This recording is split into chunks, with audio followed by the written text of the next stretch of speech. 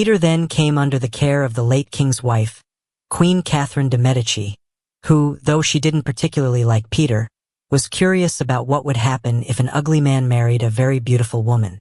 She arranged a match for Peter, a young French woman also named Catherine. She was a court servant, described as extremely beautiful. When they first met, Catherine fainted upon seeing Peter's appearance. Nevertheless, the marriage went ahead. As the proverb says, love grows from familiarity, and that's what happened to Peter and Catherine. They became a happy couple. A year later, they welcomed their first son. Queen Catherine was disappointed that the boy did not inherit his father's hair condition. The same happened with their second child. But their third and fourth children were born with the same excessive hair growth. The queen was delighted and called them the Wild Family. In total, Peter and Catherine had 7 children, 4 of whom inherited Peter's rare condition.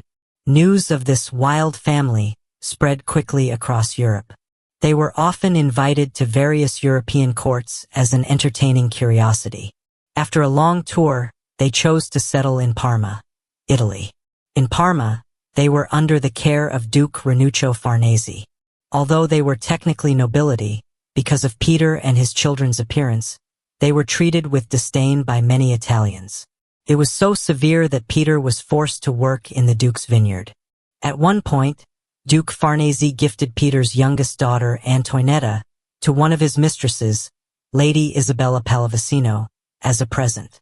Antoinetta's role at court was to recount her family's sad story to entertain the nobility.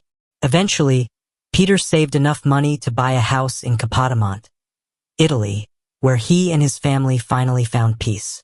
His later life is shrouded in mystery, but it's said he died in 1623, though the cause remains unclear. Then, in 1740, a writer named Gabriel Suzanne Barbat de Villeneuve penned a fairy tale titled La Belle et la Bête, Beauty and the Beast, a fantastic story full of lessons. That true love isn't about physical appearance, but loyalty. Do you agree? Hope you enjoyed the tale and thanks for your time.